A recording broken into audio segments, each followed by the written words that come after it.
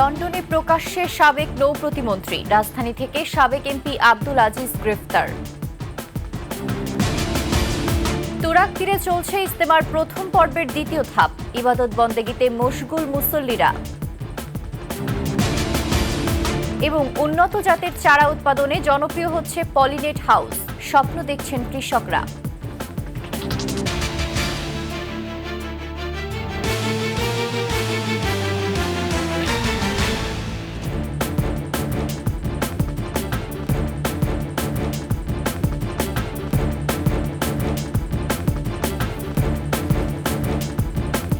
শুনছিলেন সংবাদ শিরোনাম। আমন্ত্রণ সকালের ২১ সংবাদে, সাথে আছি আমি ফারজানা নির্জনা।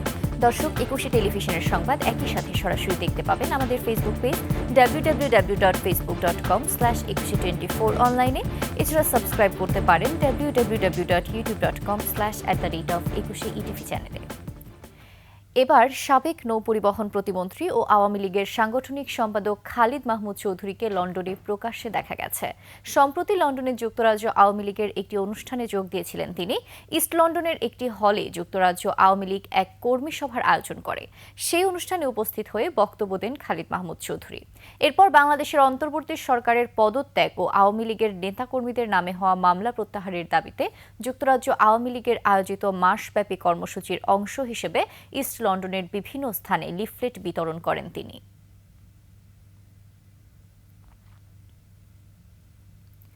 সিরাজগঞ্জ ৩ আসনের সাবেক সংসদ সদস্য ডাক্তার আব্দুল আজিজকে গ্রেফতার করেছে র্যাব। সোমবার রাতে রাজধানীর কলাবাগান এলাকায় অভিযান চালিয়ে তাকে গ্রেফতার করা হয়। র্যাপিড অ্যাকশন ব্যাটালিয়ন ২ এর সহকারী পরিচালক এএসপি খান আসিফ তপু বিষয়টি নিশ্চিত করেন।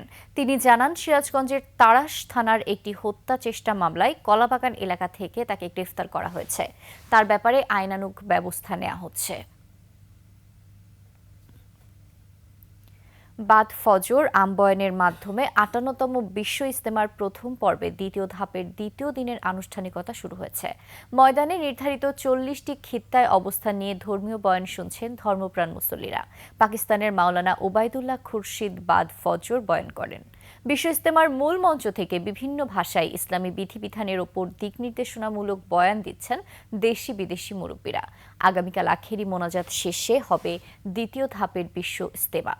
মুসল্লিদের যাতায়াতের সুবিধায় ১১টি বিশেষ ট্রেনের ব্যবস্থা রাখা হয়েছে। আইনশৃঙ্খলা রক্ষা বাহিনীর পক্ষ থেকে নেওয়া হয়েছে ৫ স্তরের নিরাপত্তা ব্যবস্থা।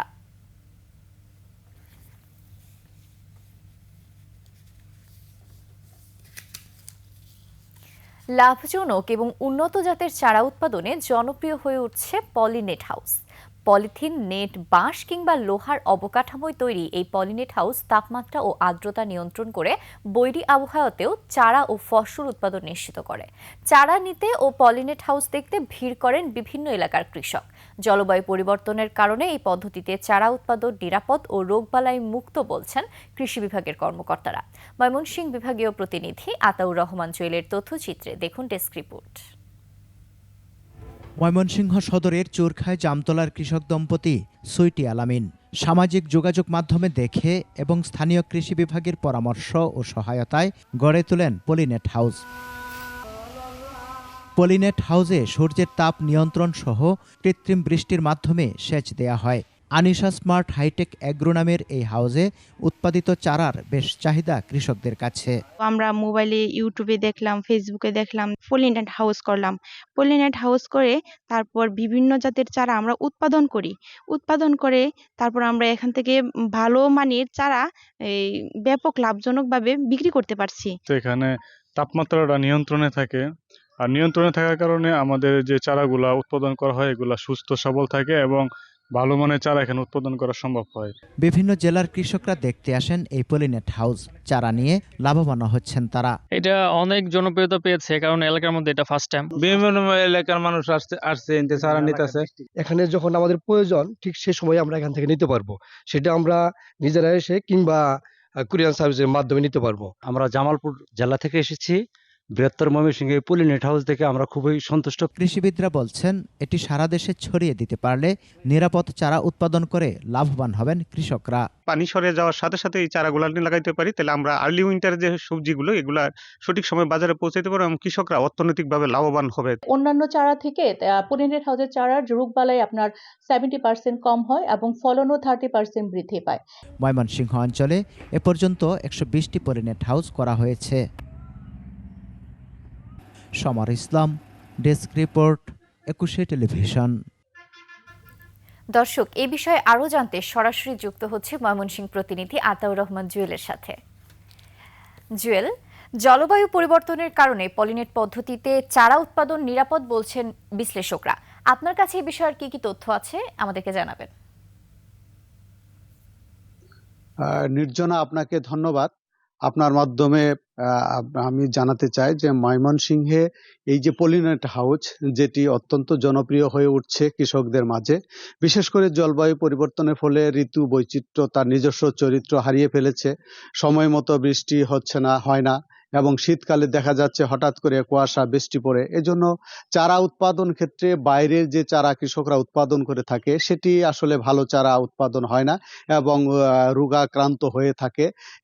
এই কারণে পলিনেট হাউসে আমরা যেটা দেখতে পেয়েছি এবং সংশ্লিষ্ট কৃষি বিভাগের কর্মকর্তা এবং কৃষক যারা বলছেন যে এখানে চারা উৎপাদন একেবারে সম্পূর্ণ রোগবালাই মুক্ত এবং আধুনিক প্রযুক্তিতে তারা চারা উৎপাদন করছেন এবং এই চারা ফলানোর ক্ষেত্রে সম্পূর্ণভাবে সুস্থভাবে তারা ফসল উৎপাদনে করতে পারছেন। এবং এই চারা উৎপাদনে আমরা যেটা লক্ষ্য করছি, আপনার মাধ্যমে একটু যদি দেখাতে চাই, আমি যে পলিনেট হাউসে আছি এখানে ট্রের মাধ্যমে সম্পূর্ণ আধুনিক প্রযুক্তি ব্যবহার করে এখানে ট্রে ব্যবহার করে এবং সম্পূর্ণ মাটিবিহীন নারকেলের ছোবা, যেটা নারকেলের খোসা বলা হয়, এবং বার্মি কম্পোস্ট যেটা কেঁচো সার, এই কেঁচো সার ব্যবহার করে ট্রের মাধ্যমে সেই চারা উৎপাদন করা হচ্ছে। এবং কৃষক এবং সংশ্লিষ্ট কৃষি বিভাগ কর্মকর্তারা আমাকে যেটা জানিয়েছেন, এখানে 100টি বীজ যদি বপন করা হয় 100টি চারাই উৎপাদন হচ্ছে, একটি চারাও এখানে মারা যাচ্ছে না এবং নিরাপদ চারা। এই চারা এখানে কোনো পোকামাকড়, বিশেষ করে এই পলিনেট হাউসে এমন একটি প্রযুক্তি এবং মাধ্যমে তৈরি করা, এখানে পোকামাকড় ঢোকার কোনো ব্যবস্থাও নেই যে, এবং তাপ নিয়ন্ত্রণের সম্পূর্ণ আধুনিক প্রযুক্তি ব্যবহার করা হয়েছে। যদি তাপ প্রয়োজন হয় তাহলে তাপের ব্যবস্থা করা হয় এবং কুয়াশা দিয়ে সেই কুয়াশা যদি প্রয়োজন হয় তাহলে কুয়াশা দেওয়ার ব্যবস্থা করা হচ্ছে। পানির যদি ব্যবস্থা করতে হয় সেখানে ইরিগেশন সিস্টেম রয়েছে, ডিপ সেচের ব্যবস্থা রয়েছে এবং সুন্দরভাবে এই চারাগুলো তারা উৎপাদন করতে পারছেন। এখানকার যে কৃষক দম্পতি, আমরা আলামিন সুইটি যে দম্পতির সাথে কথা বলেছি, তারা গত 2 মাসে প্রায় 2 লক্ষ টাকার চারা বিক্রি করেছে। আমি এখন এই যে এখানকার যে উদ্যোক্তা কৃষক আলামিন, তার সাথে যদি একটু জানতে চাই যে আপনার এই পলিনেট হাউস কৃষকদের মাঝে কেমন জনপ্রিয় হয়ে উঠছে, আমাকে যদি একটু জানান। আসলে পলিনেট হাউসটা হচ্ছে এক কথায় যে একটা চারা উৎপাদনের জন্য অসাধারণ একটা টেকনিক। এখানে আমরা আনসিজনে যে উচ্চমূল্যের সবজি এগুলো চারাগুলো আমরা এখানে উৎপাদন করতে পারি এবং এখানে চারা গুণগত মানটা বজায় থাকে অনেক ভালো। আমরা মাটিবিহীন কোকোবিটে হচ্ছে আমাদের চারাগুলা সিডলিং ট্রেতে উৎপাদন করি এবং ভালো মানের ভালো কোম্পানির বীজ ব্যবহার করি, যেটা মাঠে কৃষকের মধ্যে অনেক সাড়া ফেলেছে। আমরা জুলাই থেকে এ পর্যন্ত 3,20,000 টাকার উপরে চারা আমরা বিক্রয় করতে পেরেছি। হ্যাঁ, ধন্যবাদ আলামিন। আমরা এই যে পলিনেট হাউসে আছি এখানে আপনার মাধ্যমে দেশবাসীকে জানাতে পারলাম পলিনেট হাউসের কি সুবিধা আছে এবং এই ছিল আমার কাছে ময়মনসিংহে পলিনেট হাউস জনপ্রিয় হওয়ার সর্বশেষ তথ্য। জুয়েল, অসংখ্য ধন্যবাদ আপনাকে। দর্শক, আমরা যুক্ত ছিলাম ময়মনসিংহ প্রতিনিধি আতাউর রহমান জুয়েলের সাথে, জানাচ্ছিলেন পলিনেট পদ্ধতিতে চাষাবাদ সম্পর্কে। এবারে নিচ্ছে একটি সংবাদ বিরতি। যখন ফিরছি তখন অন্যান্য সংবাদের সাথে আরও থাকবে। গাজায় যুদ্ধবিরতির পর প্রিয়জনদের খুঁজছে স্বজনরা, ধ্বংসস্তূপের নিচে প্রায় 14,000 মানুষ।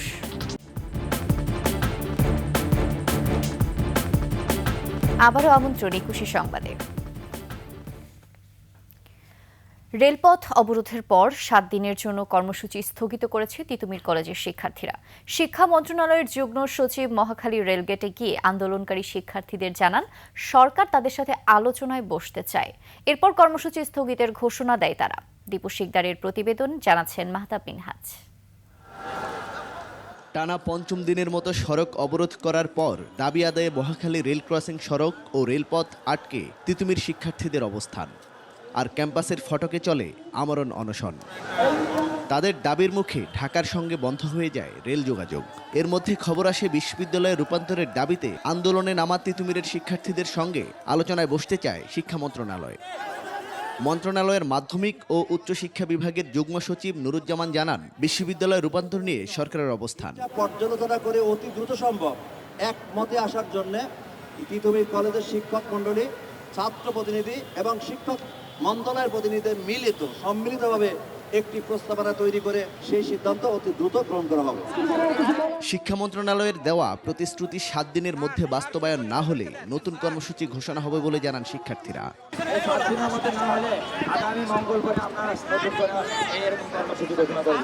তিতুমির কলেজকে বিশ্ববিদ্যালয়ের দাবিতে দীর্ঘ 29 বছর ধরে এই আন্দোলন চলছে। মাহতাব মিনহাজ, 21 টেলিভিশন, ঢাকা। ভিসা পরিষেবা দেওয়ার ক্ষেত্রে নতুন পদ্ধতি চালু করছে ঢাকার মার্কিন দূতাবাস। সোমবার ঢাকার মার্কিন দূতাবাস এক বার্তায় তথ্য জানিয়েছে। নতুন পদ্ধতি আগামী 8 ফেব্রুয়ারি থেকে চালু হবে। এই কারণে আগামী 5 থেকে 7 ফেব্রুয়ারি নির্দিষ্ট ওয়েবসাইটে ভিসা পরিষেবা বন্ধ থাকবে। নতুন পদ্ধতিতে 8 ফেব্রুয়ারি থেকে ওয়েবসাইটে ফের ভিসা পরিষেবা চালু করা হবে। 4 ফেব্রুয়ারি থেকে non immigrant visa appointment slot প্রকাশিত হবে। প্রতি মঙ্গলবার বিকেল 3:30টায় পাওয়া যাবে non immigrant visa appointment slot. এবার আন্তর্জাতিক সংবাদ।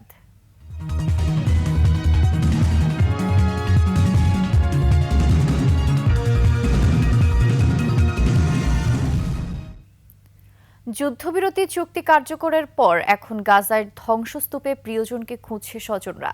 ধারণা করা হচ্ছে 14,000-এর বেশি ফিলিস্তিনি এখনও ধ্বংসস্তূপের নিচে চাপা পড়ে আছে। এই অবস্থায় দ্বিতীয় ধাপে যুদ্ধবিরতি চুক্তি এগিয়ে নেওয়া এখনও চূড়ান্ত হয়নি। তবে এর মধ্যেই প্রায় $1 বিলিয়ন বোমা ও অস্ত্র ইসরায়েলে পাঠানোর তোড়জোড় শুরু করেছে ট্রাম্প প্রশাসন। এরই সাথে শেষ করছি সকালের 21 সংবাদ। যাবার আগে সংবাদ শিরোনামগুলো জানিয়ে দিচ্ছি আরও একবার। লন্ডনে প্রকাশ্যে সাবেক নৌ প্রতিমন্ত্রী, রাজধানী থেকে সাবেক এমপি আব্দুল আজিজ গ্রেফতার। তুরাগ তীরে চলছে ইজতেমার প্রথম পর্বের দ্বিতীয় ধাপ, ইবাদত বন্দেগীতে মশগুল মুসল্লিরা। এবং উন্নত জাতের চারা উৎপাদনে জনপ্রিয় হচ্ছে পলিনেট হাউস, স্বপ্ন দেখছেন কৃষকরা।